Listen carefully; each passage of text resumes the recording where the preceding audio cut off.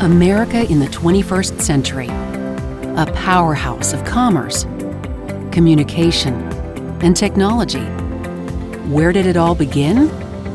In small post-colonial communities, where America's entrepreneurial spirit took hold. One example is Buckland, Virginia. Located approximately 35 miles from Washington, D.C., where Route 29 crosses Broad Run, it was Prince William County's first inland established town. For centuries, the area was home to numerous Native American settlements. The Susquehanna Plain Path, which was used by tribes to travel up and down the East Coast, ran through it. Ultimately, the trail became the Carolina Road, which was used by Europeans to settle the region. By 1774, when Samuel Love bought over 1,100 acres along Broad Run, native settlements had been replaced by modest homes and a grist mill. Samuel Love built a large home for his family and named it Buckland Farm. When he died in 1787, he left the estate to his son, John. John was a lawyer, politician, and astute businessman. Like his father, he farmed wheat and tobacco. Over time, he expanded his grain production by building additional grist mills, and with his brother Samuel, began breeding horses. The Love brothers' effort to improve the thoroughbred bloodstock was so successful that George Washington purchased one of their horses for his own use.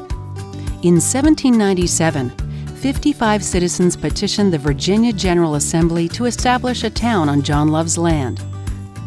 In January 1798, the petition was approved. The 48-lot town of Buckland was laid out on a traditional English axial village pattern, with Buckland Farm at one end and a grist mill at the other. John and the town's trustees attracted and sold lots to independent business owners, including free African Americans. Over time, it was home to numerous grist mills, several taverns, a blacksmith, tannery, woolen mill, and 2 distilleries. Ned Distiller, a freed slave who lived in Buckland, ran one of them. To improve his wheat yield, John experimented with crops. He grew Lawler wheat, a strain that was resistant to the Hessian fly, which was ravaging wheat crops at the time. Seeds from Buckland Farm helped combat the near failure of the wheat industry. As the legal representative of inventor Oliver Evans, John was introduced to a new concept: mass production in grain mills. In 1784, Evans had automated the production for turning wheat into flour. With power supplied by a water wheel, his design allowed grain to pass through the stages of cleaning, grinding, cooling, and sifting by using a bucket elevator to move the seed up, chutes to move it down, and 2 workers doing what had taken 6 or 7 to accomplish. Recognizing the potential benefits for his community, John automated his mills, making Buckland a center of technology. John Love had a large milling operation. He had 4 different grist mills operating at one time. 2 of them were merchant mills producing large quantities of flour, and 2 of them were country grist mills. And the roads in the area were very vital to be able to get the product from the Buckland area to the port in Alexandria. Buckland citizens petitioned the Virginia General Assembly for a company to pave a road from Fauquier Courthouse in Warrenton through Buckland to Fairfax, where it could connect to the Little River Turnpike, which led to Alexandria. With permission granted, the Fauquier and Alexandria Turnpike Company raised funds and began construction of the toll road in 1812. Resident George Britton received the contract to build a 10-mile stretch, using primarily slave labor. At the time, roads in the Commonwealth were neither professionally constructed nor maintained. But in 1823, Claudius Crozet, a French engineer who had been Napoleon's bridge builder and later a professor at West Point, was hired as chief engineer for the Commonwealth. He implemented a new technology in road building: macadamization. The brainchild of Scotsman John Loudon Macadam, the process used stone rather than soil to create all-weather roads that could withstand heavy loads. You get a type of hard surface, and that naturally drains It allows water to go through it. In an area like the Mid-Atlantic where you get freeze-thaw, it makes it very easy to travel on. It makes it easier for things like wagons, wheeled vehicles to travel on, as well as horses. But it does increase the capacity of the road. McAdam advocated that you had to start with a solid base first. He argued that you had to use a hard angular stone, and that all of the stone that you quarried had to be passed through a 3-inch diameter ring to ensure consistency in size. And when this layer of stone, let's say it's 7 or 8 inches, was applied, the normal use of the road through carriages, through horse, through pedestrian, would eventually compact the stone so that the angular faces would lock in with one another and create a coherent, solid mass. And then after that happened, you would apply a second level and then a third level. Early users of the first macadamized road in the Commonwealth included the Marquis de Lafayette and American presidents from Madison to Jackson. Completed in late 1827, the Fauquier and Alexandria Turnpike was touted as the best road in Virginia. The implementation of these improved roads, and specifically a macadamized road, was a huge technological advance from the mud roads and the dirt roads that were all over America at that time. They were considered to be the superhighways of their period, and they linked the important commercial and merchant areas, generally on the eastern seaboard of Virginia, with the interior, with central Virginia, Piedmont, and the Shenandoah Valley. With the transportation infrastructure upgrade, 2 stagecoach lines for passengers and mail served Buckland.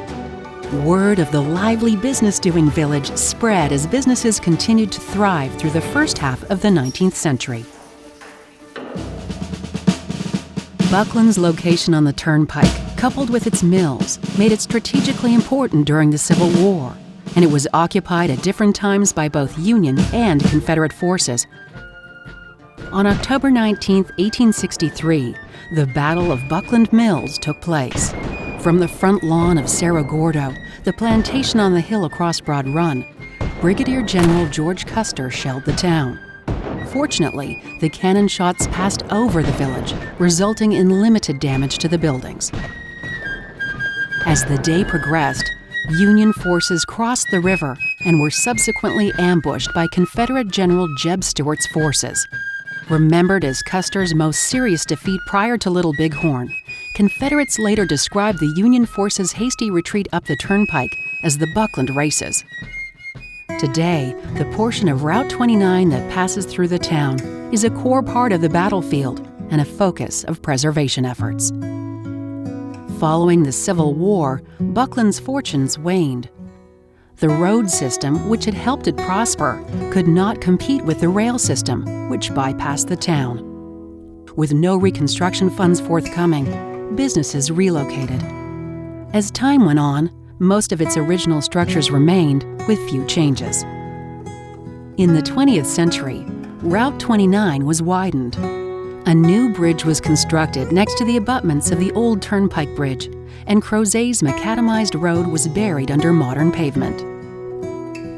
In 2012, an archaeological investigation to locate remnants of the old Turnpike and Stagecoach Inn led to an unexpected discovery: a paved road and sidewalk. It would have been a local Buckland road, and an effort that was initiated by the founders of Buckland themselves. And we believe that it is one of the earliest, if not the earliest, example of a rural sidewalk in the Commonwealth of Virginia. Buckland's existing buildings and archaeological sites are important because they shed light on our development as a nation. We learn about engineering principles for the manufacturing, we learn about the evolution of roads and transportation infrastructure. I think Buckland is a jewel. To find one house or a grouping of houses that are from the late 18th century and early 19th century is rare and unusual. But to find a village, a town, which is largely intact and has seen little development over several centuries is just remarkable. And Buckland is sincerely one of the best preserved towns that we know of in this part of Virginia. both in terms of its architectural resources and its archaeological resources. The Buckland area gives us a sense of history, of place. And it's important to preserve places like Buckland because it grounds us in our community and it enriches our lives.